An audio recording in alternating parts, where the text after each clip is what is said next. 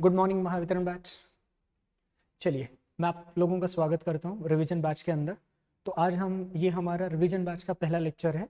तो आज के लेक्चर में हम लोग ना सारी की सारी रिवीजन बैच के बारे में इंफॉर्मेशन आज मैं आप लोगों को देने वाला हूँ। ठीक है, मैं आप लोगों को रिवीजन बैच के बारे में इंफॉर्मेशन दूँ उसके पहले मैं आपको एक इंपॉर्टेंट बात बताना चाहता हूँ कि जो महावितरण का हमारा एग्ज़ाम है, अभी वो इलेक्शन के चलते या फिर जो एड ऑन टाइम मिल गया हम लोगों को एग्जामिनेशन फॉर्म सबमिट करने के लिए, जो कि 20 मई तक का एक्स्ट्रा टाइम मिल चुका है। तो मैंने ना अलग अलग जो लोग ऑलरेडी मतलब नॉट महावितरण बट IBPS के लिए पढ़ाते हैं, उनको उनके पास स्ट्रॉन्ग एक्सपीरियंस है। जब मैंने अलग अलग टीचर्स और फैकल्टी के साथ डिस्कशन किया तब मुझे पता चला कि ये जो हमारी महावितरण के एग्ज़ाम होने का चांस है वो ऑल टुगेदर चांस है हमारे पास कि कब तक होगा। तो ये ना एनी हाउ 30 जून तक हमारा एग्ज़ाम नहीं हो सकता। बहुत इंपॉर्टेंट बोल रहा, ये एक बात याद रखना। एनी हाउ ये हमारा एग्ज़ाम कब तक हो सकता है? 30 जून तक हमारा एग्ज़ाम कभी भी होने का चांस नहीं है, राइट। मतलब देखा जाए तो मोस्ट प्रोबेबली हमारा एग्ज़ाम होगा जुलाई के फर्स्ट वीक में। कब तक हो सकता है अपना? जुलाई का फर्स्ट वीक में हमारा एग्जामिनेशन होने का पूरा पूरा चांस है। तो अगर इस तरीके से देखा जाए तो हमारे पास देखो, हमारे पास अभी टाइम कितना है। तो आई विल से हमारे पास पूरा मई का महीना है ना। तो आई विल से कि मई के हमारे पास 30 डेज है कि नहीं। और उसके बाद जून के हमारे पास 30 दिन है। तो अगर इस तरीके से देखा जाए तो मोटा मोटी हमारे पास 60 डेज का टाइम अवेलेबल है। तो 60 डेज के टाइम में हम लोगों को रिवाइज करना है, क्या क्या करना है, किस तरीके से रिवीजन करनी है, टेस्ट पेपर कैसे सॉल्व करना है, उसके वीडियो सॉल्यूशंस किस तरीके से आपको दिए जाएंगे। ये मतलब ये सारी की सारी चीज़ें हम आज के लेक्चर में डिस्कशन करने वाले हैं। ओके, मैंने आपको ये इसलिए मतलब बताना इम्पोर्टेंट था क्योंकि अगर यहाँ से अगर कोई बच्चा ये सोचेगा कि रिवीजन बैच मुझे करनी चाहिए कि नहीं करनी चाहिए, अगर मैंने ऑलरेडी कहीं से मतलब लेक्चर लेके रखा हुआ है उसमें कवर हुआ है कि नहीं हुआ है, ये बहुत बार कन्फ्यूजन रहता है कि अगर मैंने अब ले लिया तो मेरे पास कितना टाइम है रिवीजन बैच अटेंड करने के लिए वगैरह। तो ये दिमाग में बहुत सारे स्टूडेंट के ऐसे क्वेश्चन होते हैं। तो वो क्लैरिफाई करने के लिए मैंने आपको बता दिया कि यहाँ से हमारे पास इन टोटलिटी आप बोल सकते हो कि मोटा मोटी हमारे पास 60 डेज का टाइम अवेलेबल है। तो ये 60 डेज का इफेक्टिव टाइम हम किस तरीके से यूटिलाइज कर सकते हैं उसके ऊपर हमें फोकस करना चाहिए, राइट। चलो तो देखते हैं। तो ये जो महावितरण का रिवीजन बैच है इसके बारे में सबसे पहले इंपॉर्टेंट बात बता देते हैं। सब लोग यही पूछते कि सर फीस क्या रहेगा। तो याद रखना महावितरण के रिवीजन बैच का जो फीस है, वैसे तो हमने इसका फीस रखा हुआ है 550 रुपीज़, लेकिन इसके ऊपर हम आपको 50 रुपीज़ का डिस्काउंट देंगे और इसका इफेक्टिव प्राइस रहेगा आपके लिए 500 रुपीज़। मतलब महावितरण की बैच का प्राइस कितना है बेटा आपके लिए? तो 500 रुपीज़ महावितरण की रिवीजन बैच का प्राइस रहेगा। अब कुछ बच्चे बोलेंगे सर फिर इसमें टेक नॉन टेक दोनों कवर है क्या? तो मेरा आंसर रहेगा नहीं। 500 रुपीज़ के अंदर आप लोगों को सिर्फ और सिर्फ टेक ही मिलने वाला है, नॉन टेक हम लोग प्रोवाइड नहीं करते। ओके, चलिए फिर फीस हो गया 500। तो अब सर इसके अंदर नंबर ऑफ लेक्चर्स कितने कवर करेंगे? तो याद रखना इसके अंदर आपको ना 75 से लेकर ऑलमोस्ट 100 तक, अप्रॉक्स 75 से लेकर कहां तक बेटा? 100 तक लेक्चर्स कवर किए जाएंगे। मतलब यहां पर अगर देखा जाए तो मोटा मोटी एक 100 आवर्स का या फिर 75 टू 100 आवर्स का आप लोगों को यहाँ पे कंटेंट दिया जाएगा। ठीक है, चलिए। तो इसके बाद आपका और एक क्वेश्चन आता है कि सर फिर सब्जेक्ट्स कौन कौन से कवर किए जाएंगे इसमें।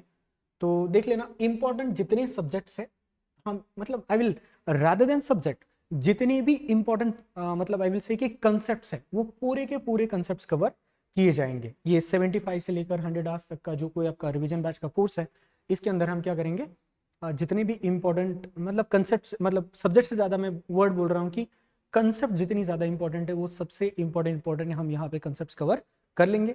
जैसे जिन लोगों ने हमारी MIDC का मतलब MIDC का टेस्ट सीरीज लिया था उनको आइडिया होगा ही कि जो 50 MIDC ने क्वेश्चंस पूछे थे अपने लाइक उनके एग्जामिनेशन के अंदर, वो 50 में से करीब करीब 18 number of question as it is अपने टेस्ट सीरीज में है।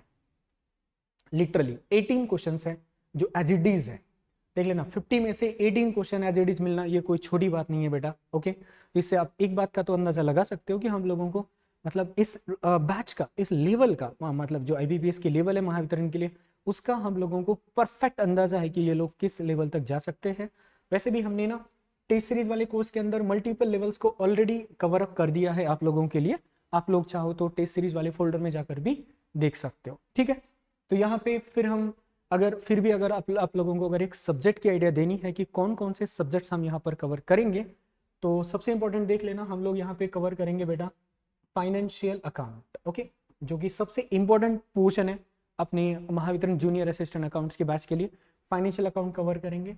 नंबर 2 पे हम लोग कवर करेंगे बेटा ऑडिट कवर करेंगे, ओके। पहले क्या कवर करेंगे अपन, फाइनेंशियल अकाउंट। दूसरा क्या कवर करेंगे अपन, ऑडिट भी कवर करेंगे। ऑडिट के बाद हम लोग इनकम टैक्स की कुछ इंपॉर्टेंट प्रोविजंस को कवर करेंगे। नॉट ऑल चैप्टर्स, बट जो चैप्टर्स के ऊपर आपको फोकस करना चाहिए वो सारे के सारे चैप्टर्स मैं कवर करा लूंगा, राइट। मतलब मैं टैक्स का भी कवर कर लूंगा, देन हम लोग जीएसटी को भी कवर कर लेंगे रिवीजन बैच के अंदर। देख लो मैं क्या बोल रहा हूँ दोबारा एक बार, हम लोग फाइनेंशियल अकाउंट कवर करेंगे, ऑडिट कवर करेंगे, इनकम टैक्स कवर करेंगे, जीएसटी कवर करेंगे। इसके बाद जो आपका कंपनी लॉ का पोर्शन है, कंपनी लॉ का जो कोई पोर्शन है आपका, ये कंपनी लॉ का भी पोर्शन हम यहाँ पे कवर कर देंगे, राइट। और कंपनी लॉ के अलावा आपको पता है हमारे पास दूसरे भी लॉज है जो जिसको हम लेबर लॉज के नाम से जानते हैं। तो लेबर लॉज में ना वैसे तो मल्टीपल लॉज हैं, लेकिन यहाँ पर मैं आपके 5 to 6 जो जितने इंपॉर्टेंट 5 to 6 लॉज हैं, ये 5 to 6 जैसे कि पेमेंट ऑफ ग्रेचुइटी एक्ट है, पेमेंट ऑफ बोनस एक्ट है, फैक्ट्रीज एक्ट है, चाइल्ड लेबर रेगुलेशन एक्ट है, इनको मैं यहाँ पे कवर कर लूंगा। कितने, 5 to 6 लेबर लॉज भी यहाँ पे कवर किए जाएंगे। फिर सर इसके अलावा और क्या कवर होगा यहाँ पे, कॉस्ट का कुछ कवर होगा क्या? तो लेट मी टेल यू बेटा, हम कॉस्टिंग का भी कवर करेंगे, बट कॉस्टिंग के कुछ सिलेक्टेड चैप्टर हम कवर करेंगे, जैसे कॉस्ट शीट कवर करेंगे, ओवरहेड कवर करेंगे, क्योंकि ओवरहेड से भी आप लोगों को बहुत बारी क्वेश्चन पूछे जाते हैं। लेबर को भी कवर करेंगे, है ना, ओके। तो इस तरीके से लाइक अलग अलग चैप्टर्स के अलग अलग जितने भी इंपॉर्टेंट कंसेप्ट है ना, वो सारी की सारी इंपॉर्टेंट कंसेप्ट्स को हम यहाँ पे कवर करेंगे रिवीजन बैच के अंदर, ठीक है। तो ये तो हो गया ओवरऑल कि आप लोगों के फाइंडेड फीस के अंदर हम आप लोगों को क्या क्या प्रोवाइड करेंगे, ओके। चलो ठीक है।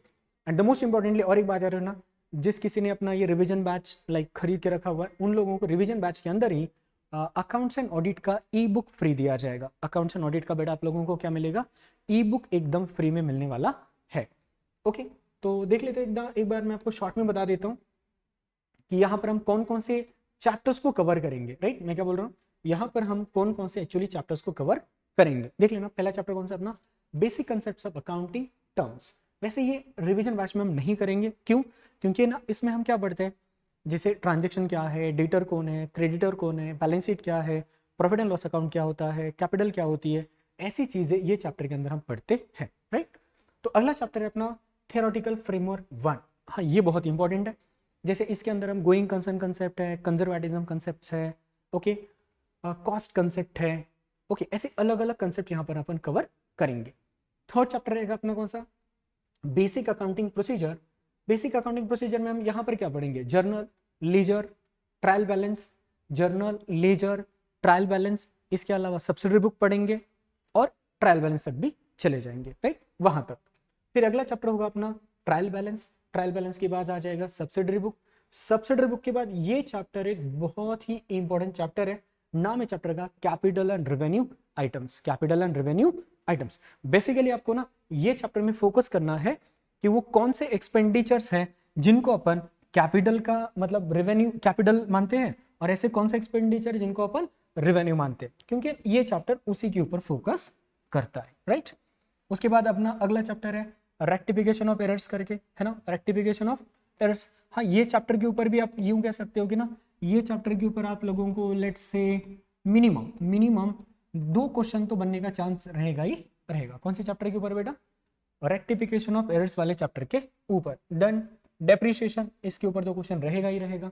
याद रखना, इस डेप्रिसिएशन वाले चैप्टर में हम रिवीजन बैच के अंदर हम ना एसएलएम, स्ट्रेट लाइन मेथड और रिटर्न डाउन वैल्यू मेथड, ये 2 ही मेथड्स कवर करेंगे, क्योंकि ना वैसे भी अपना देखना जूनियर असिस्टेंट अकाउंट्स की पोस्ट है ना, तो जूनियर असिस्टेंट अकाउंट की पोस्ट के हिसाब से देखा जाए तो ये 2 मेथड्स मोर देन इनफ है, राइट। अगला चैप्टर है फिर अपना बेटा फाइनल अकाउंट्स। अगला चैप्टर कौन सा बेटा अपना, फाइनल अकाउंट्स का चैप्टर है। तो फाइनल अकाउंट्स के चैप्टर में सर हम लोग 11 12 बीकॉम फर्स्ट ईयर तक हम लोगों ने फाइनल अकाउंट्स ऑलरेडी पढ़ी है, वही फाइनल अकाउंट्स है। बस आपको यहाँ पे क्या करना है पता है, जो कुछ इंपॉर्टेंट एडजस्टमेंट है जैसे prepaid, outstanding, pre received income, है ना, ऐसे टर्म्स को आपको अच्छे से कवर अप कर लेना है, ठीक है। Then NGO not for profit concern, उनकी फाइनल अकाउंट्स यहाँ पर अपन कवर करेंगे, जैसे रिसीट एंड पेमेंट अकाउंट है, इनकम एंड एक्सपेंडिचर अकाउंट है, बैलेंस शीट है, ज्वाइंट वेंचर कंसाइनमेंट। मैं बोलता हूँ मेरी तरफ से आपके लिए एक अच्छा सजेशन रहेगा कि मेरी टेस्ट सीरीज के अंदर जितने भी क्वेश्चंस आप लोगों ने देखे हैं कंसाइनमेंट एंड ज्वाइंट वेंचर के, बस उतने क्वेश्चन कवर कर लेना। बाकी इन दोनों चैप्टर से कुछ एक बात करने की मतलब कवर करने की जरूरत नहीं है। अगला चैप्टर है अपना bank reconciliation statement, most important chapter बोल दो आप इसको, मोस्ट इंपॉर्टेंट चैप्टर है ना। ये चैप्टर एक्चुअली बहुत इंपॉर्टेंट है, I will say highly important chapter है, सबसे आसान है, सबसे आसान है। मैं रिवीजन बैच के अंदर आपको क्या करूंगा बताएं, बस ऐसे दो फॉर्मेट आपको बना के दूंगा, उसमें कुछ एक आइटम आपको ऐड करने हैं और कुछ एक आइटम आपको क्या करने, लेस करने हैं। ये रहेगा एज पर डेबिट बैलेंस और सेम चीज रहेगी as per the credit balance, बस इतना ही कर लेना है। बट ये चैप्टर से आपको मिनिमम, मेरा अंदाजा तो ये है कि आपको मिनिमम 3 क्वेश्चंस तो बीआरएस चैप्टर से बनेंगे ही बनेंगे। चलो उसके बाद है देख लेना, यहां से लेकर फिर यहां तक पूरा पूरा अपना पार्टनरशिप का है। पार्टनरशिप में ना बेटा आप सबसे ज्यादा फोकस करो गुडविल वाले चैप्टर के ऊपर। किसके ऊपर फोकस करना आप ज्यादा से ज्यादा, गुडविल वाले चैप्टर के ऊपर अच्छे से फोकस कर लेना। तो गुडविल वाले चैप्टर में सर हम मेथड कौन सी करें, तो आपको एवरेज, सिंपल एवरेज मेथड और वेटेड एवरेज मेथड, और उसके बाद क्या super profit method and capitalisation method, ये मेथड्स के ऊपर आपको फोकस करना है अच्छे से। ओके, उसके बाद अपना नेक्स्ट चैप्टर है अकाउंटिंग फॉर शेयर कैपिटल। ये चैप्टर भी बहुत इंपॉर्टेंट चैप्टर है, इसके ऊपर भी आपको मिनिमम 2 से 3 क्वेश्चन बनने का चांस रहेगा ही रहेगा। हाँ, redemption and issue of debentures अगर आप ये नहीं करोगे तब भी चल जाएगा, नहीं करोगे अब तब भी ये चल जाएगा, ठीक है। तो ये सारे चैप्टर आपको कवर करने फाइनेंशियल अकाउंट्स चैप्टर के, सॉरी फाइनेंशियल अकाउंट्स इस सब्जेक्ट के अंदर। उसके बाद issue of debenture not too much important, ignore कर दोगे तभी चलेगा। टैली वन टाइम रीड वाला चैप्टर है, इसके अंदर आपको वो जो अपनी स्पेशल कीज है, फंक्शन कीज है, वो कौन सी कीज कहाँ पे यूटिलाइज होती है उसके ऊपर आपको फोकस करना है। और ऑडिट आप देख लेना, आपने अगर इतना भी ऑडिटिंग कर लिया ना तो आपका बेसिक ऑडिट अच्छे से कवर हो जाएगा। और बाकी इसके अलावा ऑडिट के ऊपर जितने भी अलग अलग एस्पेक्ट से क्वेश्चन कवर करेंगे वो टेस्ट सीरीज के अंदर अपने को ऑलरेडी क्वेश्चंस दिए गए हैं, तो टेस्ट सीरीज में वो कवर अप हो जाएगा आपका, ठीक है ना। तो इस तरीके से आपको ना ये जो बुक है आपके सामने अकाउंट्स की ई बुक है, इसी तरीके से आप लोगों को जितने भी बाकी सब्जेक्ट्स होंगे ना, जैसे अपना इनकम टैक्स है, जीएसटी है, कॉस्ट अकाउंट है, मैनेजमेंट अकाउंटिंग है या फिर कॉर्पोरेट अकाउंटिंग है, ये सारे के सारे जितने भी इंपॉर्टेंट कंसेप्ट्स के ई बुक फॉर्म में हम, मैं रिवीजन बैच के अंदर मैं आपको ई बुक फॉर्म में नोट्स के साथ हम आपको ये पढ़ाएंगे। ओके, चलिए, और मत भूलना अगर आप लास्ट के ये 60 डेज अगर इफेक्टिवली अच्छे से यूटिलाइज करते हो और to the point IBPS level पर अगर आप रिवाइज करते हो ना, तो आपका बैच में आपका पोस्ट सिलेक्शन कंफर्म है, इतना समझ लेना। क्योंकि ना मैं अपने पास्ट एक्सपीरियंसेस से बता रहा हूँ, मेजॉरिटी इन द सेंस, मतलब आप ये समझ लेना कि 95% बच्चे ना अकाउंट्स के पेपर में क्वालिफाई ही नहीं करने वाले, मार्क माय वर्ड, 95% बच्चे अकाउंट्स के अंदर क्वालिफाई ही नहीं होते। आपका कंपटीशन सिर्फ ऊपर के 5% बच्चों में ही होने वाला है। और हाँ, ये मत भूल जाना कि अकाउंट्स का पोर्शन का वेटेज 110 मार्क्स का है, जिसके लिए आपको सिर्फ 50 क्वेश्चन आने वाले हैं एंड रेस्ट 40 क्वेश्चन के लिए आपको 80 क्वेश्चन सॉल्व करने हैं। सॉरी, रेस्ट 40 मार्क्स के लिए आपको कितने क्वेश्चन सॉल्व करने, 80 क्वेश्चन सॉल्व करने हैं। तो यहाँ पे आपका टाइम मैनेजमेंट भी बहुत जरूरी रहेगा। चलो ठीक है, टाइम मैनेजमेंट, क्वेश्चन कैसे सॉल्व करने हैं, कौन से लेवल के करने हैं, ये सब मैं आपको मतलब अब इसके बाद ना हर 2 दिन के बाद, मतलब हम क्या करूँगा, मैं आज हमारा एक लेक्चर हो जाएगा, एक दिन गैप रहेगा, फिर हम अगले दिन मतलब एक लेक्चर लेकर आ जाएंगे। और हमारा लेक्चर रहेगा मिनिमम 2 से ढाई घंटे, 2 से ढाई घंटे का कम से कम एक लेक्चर रहेगा। और इस तरीके से मैं आप लोगों को ऑलमोस्ट 75 से 100 लेक्चर्स तक आपका पूरा सिलेबस रिकवर करके दे दूंगा। चलो ठीक है, मिलते हैं आप कल के लेक्चर में, जहां पर हम अकाउंट्स का पहला चैप्टर शुरू करेंगे रिवीजन फॉर्म के अंदर। तब तक के लिए टाटा बाय बाय, पढ़ते रहना, एग्जाम को क्रैक करना। Thank you.